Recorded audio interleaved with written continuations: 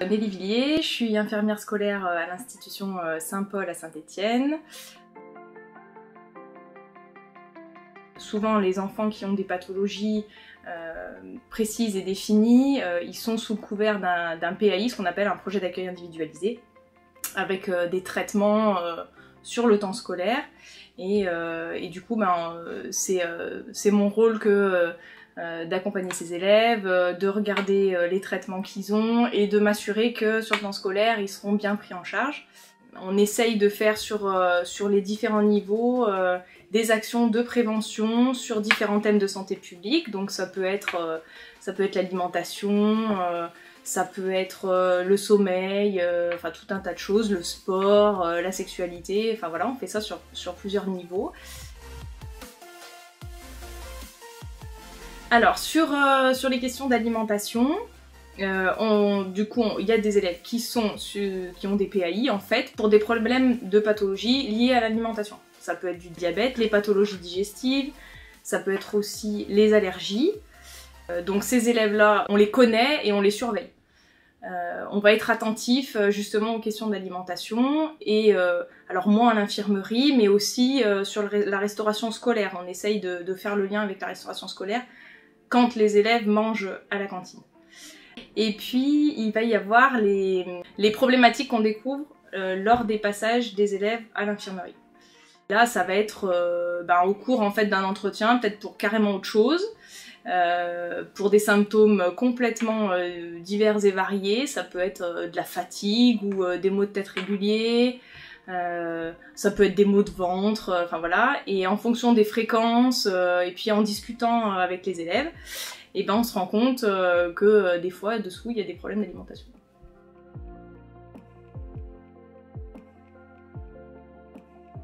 Quand ils mangent à la cantine, en général, on demande en lien avec le PAI, en fait, de remplir une fiche de renseignement, alors ce qu'on appelle de convives allergiques ou à pathologie voilà, particulière.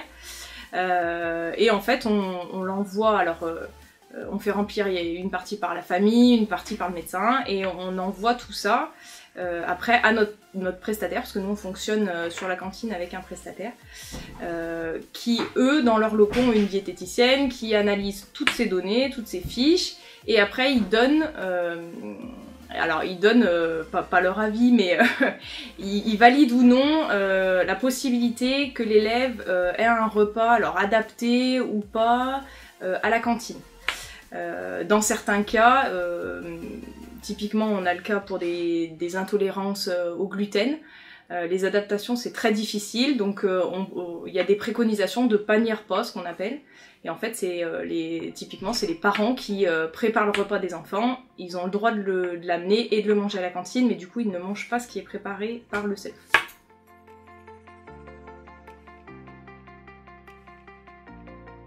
Enfin, ça fait préparer pour un tout petit nombre d'élèves des repas très particuliers ou très adaptés, et on se rend compte que le coût de ces repas en fait est pas du tout avantageux pour les familles, donc souvent les familles choisissent pas cette option-là et préfèrent carrément préparer les repas des enfants. Alors nous dans le scolaire, on est plus sur des cas de malnutrition, enfin en tout cas au départ. On peut arriver sur des cas plus graves après avec de la dénutrition. C'est arrivé qu'on ait des élèves qui aient vraiment des soucis, qui soient suivis dans des services de pathologie de troubles de comportement alimentaire. En scolaire, c'est difficile de détecter des problèmes de nutrition, c'est très difficile. Et puis je dirais que c'est même, des fois, je pense que c'est un peu tabou aussi. Je vois sur des élèves plus âgés, parce que souvent nous les troubles du comportement alimentaire, on constate que c'est plus souvent chez des filles, pour nous dans l'établissement, c'est quelque chose qui est absolument tabou. Elles en parlent absolument pas, et on peut l'entendre voilà, d'une copine qui va dire « Ah bah oui, mais au final t'avais pas mangé, tu fais attention à ton poids », mais ça vient jamais naturellement. J'ai jamais d'élèves qui viennent à l'infirmerie en me disant j'ai des problèmes avec mon alimentation, je veux plus manger, ou ce genre de choses. Faut vraiment aller à la pêche aux informations, et souvent je pense que c'est plutôt détecté à la maison ou par le médecin traitant que par nous ici à l'école.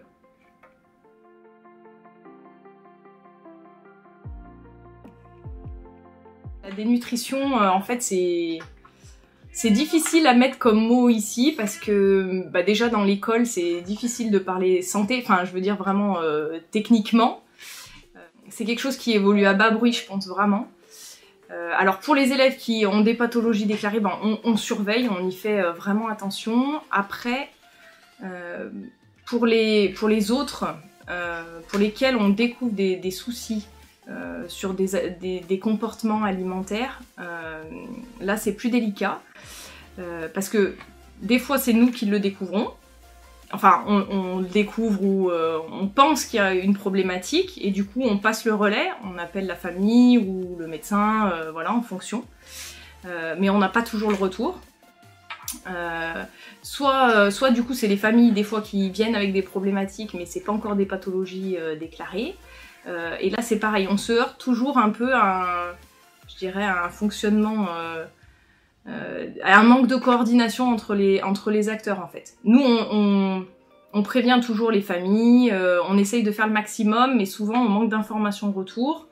On peut avoir les troubles alimentaires, mais même les enfants diabétiques, je vois les soucis comme ça ou les allergies. En fait on a le PAI et puis c'est tout.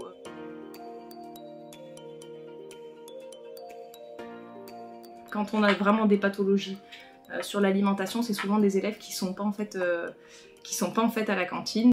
Nous, à l'heure actuelle des choses à l'école, on vérifie pas ce que mangent les élèves. Donc après, voilà, personne peut vérifier qu'un élève diabétique va pas manger trop de sucre. Enfin, on va pas le vérifier au buffet de dessert pour voir s'il a mangé du sucre, pas du sucre. Voilà, donc il peut y avoir des petites choses comme ça où en fait le suivi est pas forcément toujours idéal.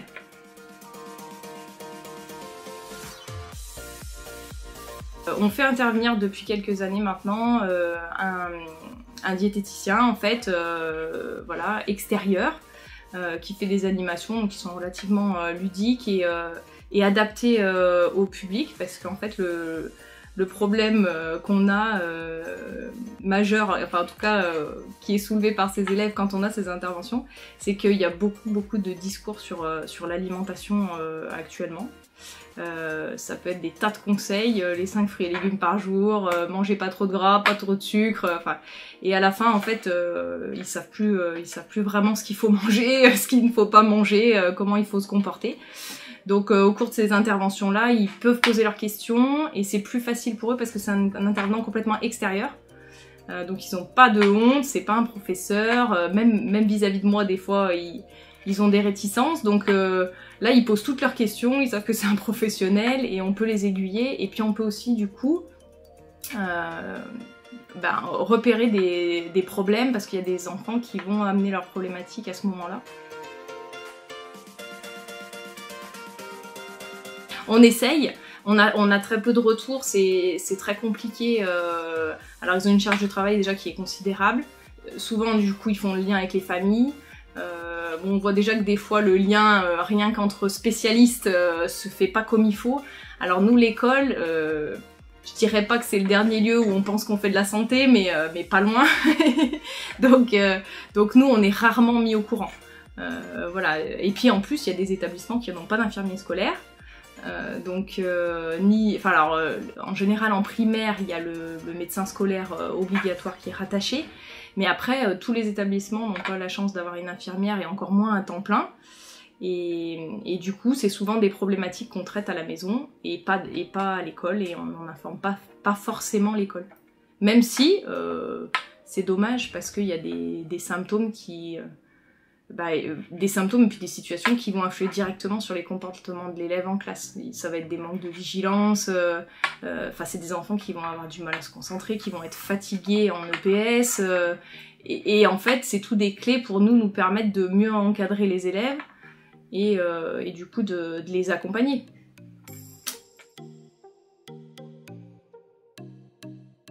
On peut être alerté sur des choses qui vont être récurrentes, typiquement un enfant qui est tout le temps fatigué sur un cours, ou c'est ça, en EPS qui est essoufflé, qui peut pas du tout courir, ou alors on a aussi des élèves qui des fois font des malaises, Là tout de suite les professeurs vont m'informer et puis après du coup moi je vais recevoir l'élève.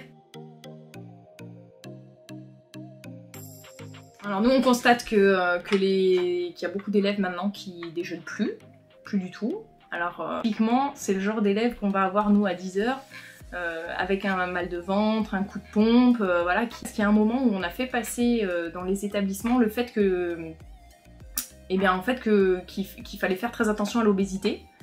On a enlevé les goûters des cours, on a enlevé... Enfin voilà, les enfants n'ont plus accès à aucune nourriture, enfin en tout cas nous pour ce qui est de la partie de collège. Et du coup les enfants qui déjeunent pas le matin et qui n'apportent pas de goûter, ils se retrouvent sans manger jusqu'à midi. Et ça fait parfois long et c'est difficile pour eux de rester concentrés 4 heures de cours sans avoir rien mangé du tout. En début d'année, on fait remplir par les parents pour chaque élève une fiche infirmerie. Et sur ces fiches, moi je demande toujours le poids, la taille, pour avoir déjà une première photo de l'élève. Alors dans les établissements publics, il y a une visite médicale qui est normalement assurée. C'est pas le cas dans tous les collèges. Je dirais qu'au primaire, les élèves sont très bien suivis par le médecin scolaire. Après, nous, en tout cas dans le privé et dans le secondaire, on a un médecin scolaire de rattachement, mais en fait qui ne suit pas les dossiers de nos élèves. Donc nous, on fonctionne avec les médecins traitants. Techniquement parlant, au niveau purement de moyens, on ne peut pas assurer une visite régulière de tous les élèves. La coordination, je dirais que c'est la chose principale. C'est ce qui nous manque aujourd'hui, c'est du lien en fait entre les différents acteurs, que ce soit la famille, mais aussi les élèves et aussi le parcours de santé à côté. Moi, ce qui me manquerait aujourd'hui, c'est des outils de coordination pour assurer un suivi de A à Z et voire jusqu'à la restauration. Même si c'est des prestataires, qu'on arrive à suivre cette évolution-là et à suivre l'élève dans la globalité. Voilà.